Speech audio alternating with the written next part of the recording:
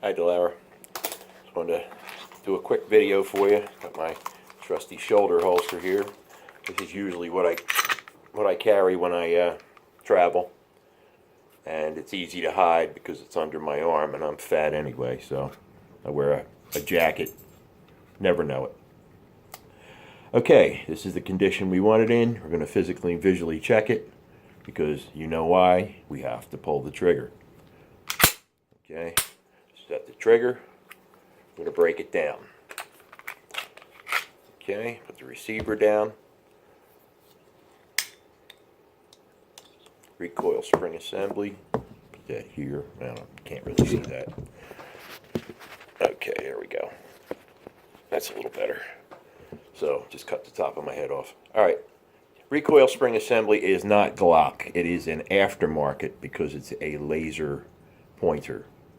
So I have a laser built right into the recoil spring, and that is coming out directly under the barrel. Okay? So, alright, take it all down. This is as far as you really need to break your Glock down. These 4 pieces. Okay? You got your receiver, recoil spring assembly. Used to be called captured recoil spring assembly, but that's all they make now. So, because it actually used to come with a spring that you could pull off. So, okay.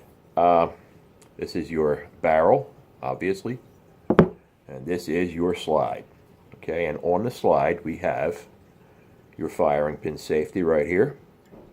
Okay, that engages the receiver at this point right here. When you press the trigger, when you start to press the trigger, this is what moves that firing pin safety out of the way. Alright, and this is part of the trigger housing. So, what we want to do is just go over basic nomenclature. Like I said, slide. That is your firing pin safety. Firing pin lug. Of course, the firing pin is sticking through the bolt face. When it fires, you can actually see the firing pin coming through. I'll see if I can get that a little closer for you.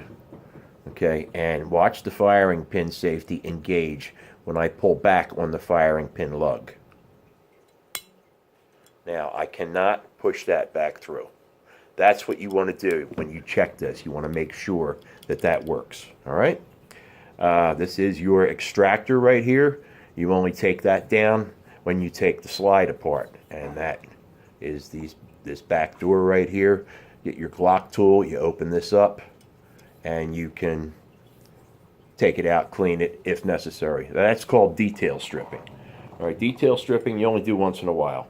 You do this regularly, especially after you shoot. You break it down, you clean it. All right.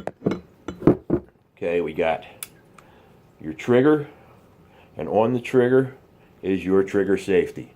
Now, when you positively push that forward and you engage that trigger, you're going to hear a little click.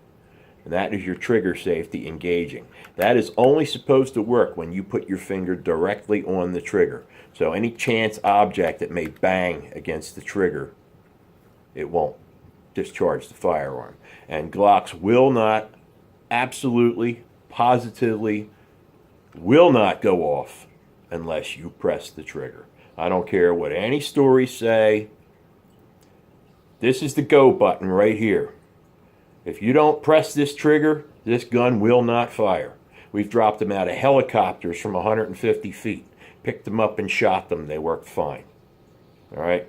No accidental discharge. We've dropped them on, in safer conditions, of course. We've dropped them onto the back of the slide. No discharge, ever. So, with that, just again, going over trigger safety. The whole thing is the receiver. This is the grip. That's your trigger guard. Yeah, come on back. Trigger guard, your rails, top rails, front, rear. This is your ejector right here, this little point. This is what does the whole thing. Okay, this is your cruciform, right back here. That is on the back of the trigger housing. The cruciform is what presses that firing pin lug to the rear. And then with the drop safety, it's a built-in drop safety. It's not really talked about that much, but the drop safety is in case you drop the weapon, it cannot fire because the trigger is forward. Now, the reason for that is because this cruciform, as you press the trigger to the rear, at a certain point when the trigger engages, it starts it starts to recede. I guess you can see it better this way. Okay, I press the trigger to the rear, watch it go down. That's when the firing pin lug goes forward. When that drops out of sight, that's when the gun fires. Okay, not before then, ever. So, don't let anybody bullshit you. These things do not go off unless you press the trigger. Period. Okay? There's your slide, your front sight, your rear sight. Let's see, what did I forget? Your rails. Okay? Make sure you oil them. Keep them moist with that brake free. And another thing, next time you're at a dollar store, go get, like, there's a little hardware section there. There's brushes. 3 brushes. There's like a nylon brush, a steel brush, and a brass brush. That's what you want, the brass brush. So buy the junk. Yeah, you could use the nylon brush to clean the plastic parts. Okay? You can use any old toothbrush or nylon brush or whatever, just to keep the dust bunnies out of there. Okay? And that keeps you from having to strip it down all the time. Okay? The other thing. Oh, okay. Where's your firing pin? Yeah, firing pin lug. We did talk about that. Okay, that's when I run my mouth, I forget where I am. Okay, ejector, your cruciform, and this part runs to the firing pin safety, and that underneath the firing pin safety is where the trigger is. So that's all one piece. You can see it all working together. Okay, so okay, we'll stop there. I'll keep it simple. Just try to remember these few things: receiver, trigger guard, trigger safety. Okay. Oh, one thing that I did forget, and I beg your pardon because I'm rusty. I admit it. I haven't done it for 10 years. Slide, stop, lever. Now, I'm not going to put any magazines in this because I don't have an empty magazine. But when you put an empty magazine in here, in this condition, pop an empty magazine, that should pop right up. That tells you it's doing its job, okay? Get my damn fat thumb out of there. When that engages positively, your magazine is in good shape because it's doing its job, and this is doing its job, okay? If for any reason it stays up or doesn't come up, there's a problem. If it doesn't come up, 99.9% of the time, the magazine is damaged from maybe dropping it while you're shooting or whatever.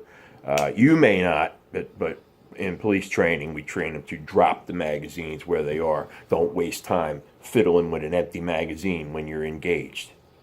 Drop it, it goes on the ground. It's a worthless piece of plastic. It's an empty magazine. This gun is empty. Okay, that's what you got to think about. All right, back to this. Slide, front sight, rear sight. Your muzzle is, of course, on the end here. Firing pin safety. Your rail, your stripper rail for the round. Firing pin lug. And, of course, the firing pin is inside. And, again, I'll show that to you. And engage the safety. Okay, so that is working on this gun. Okay. Then it goes back together. Is your barrel lugs up. Drop it in there and just let it fall in, and it should positively lock in there. Now, your recoil spring assembly is a little easier to work with than this. This is kind of atypical in that you have to put it on kind of weird. Slide it inside. Uh-oh, lost you. Sorry. Slide it in sideways. All right, now that's in there. Gun goes back together. Come on, that's that recoil spring, because it doesn't quite fit perfectly until it's in. Okay, you work the slide, make sure it's working. Again, you know it's empty. Set the trigger, dry fire some, practice. Okay, sight alignment, number one. Front sight equal in height to the rear sight with an equal amount of light in between. You know that. Trigger control is another big one, okay? Trigger control. That kind of works in combination with sight alignment and breathing, all right? Sight alignment, breathing, and trigger control are kind of like a unit, all right? That's where you get your good shots from. It's what I used to do regularly, like if I would shoot competition or something like that, I would, you know, of course you're under fire, you don't worry about breathing. It's just that you're the one doing it when the shooting's done. But as far as that goes, for target shooting, yeah, I take a breath, comfortable breath, let it out about halfway, stop, then start pressing my shots off. Hold it for maybe 2-3 shots, breathe again normally, let it out halfway again. Do the same thing. If you could do that for maybe 6 shots without shaking, that's probably preferable. Okay, we got the sight alignment, trigger control. Okay, let me go over that again. Trigger control. That is important. That's a real big one. All right, now, trigger control. Again, I put the gun in my lap. I took my hands off it for a minute. I have to check it. All right, get in that habit always, always, always. I knew somebody that blew his thumb off working the action on an empty gun. All right, so let me not get off the track here again. So, now, where the hell was I? Wow, this is bad. This is really bad. Okay, yeah, I checked the weapon. If it goes out of your control for any reason, you check the weapon. All right, now, we're satisfied it's empty, we're going to pull the trigger. Okay. Normally, in normal firearms instruction, I would have a dummy gun, no firing pin in it. It'd be like red or blue or green or some. It would not look like this. So, with that in mind, the fact that I do not have a demonstration gun or dummy rounds at the present for a 45, I'm going to just work with what I got. And unfortunately, I don't like to do that. I'm kind of uncomfortable pointing this gun at anything, even the camera, because I know it's a live gun, and I do feel funny about it, but you got to do what you got to do sometimes. Okay, now, your trigger control. Again, you want to go about right up to the first joint, no further than the first joint. Now, you can go less. Sometimes when you're target shooting, you might want to use the center, if you have that strength in your finger, to use the center of your finger, but you have more leverage down on the joint. But the problem with the joint is, sometimes when the shot breaks, you tend to jerk it. Sometimes, like if you're not unaccustomed to the gun. Now, if you get on the center of your finger, and even if you jerk the trigger, it doesn't go far. Now, I really slapped that trigger then. It didn't really move that much. Now, one thing you cannot do is anticipate. You cannot tell this gun when to go. You want the shot to surprise even you. So, as you're getting more and more accustomed, you're going to slow down. Don't rush anything. Each shot, take your time. Each shot matters. And you got to resist looking over those sights. And it's hard. It's hard until you really get used to it. So, once you get that down, and that's as far as you need to look. That should be a blur downrange. You should see a white or black blur, whatever you're pointing at. Okay, that's all you should see. It should put this lined up with that in the middle of that blur, and you should be golden. Okay, now work the trigger real slow. Okay, Trigger control, let it surprise you. The gun will cycle. Remember what I told you about that trigger reset. This is what I call follow through. When you follow through, when the weapon fires, it flips right back where it was, pretty much.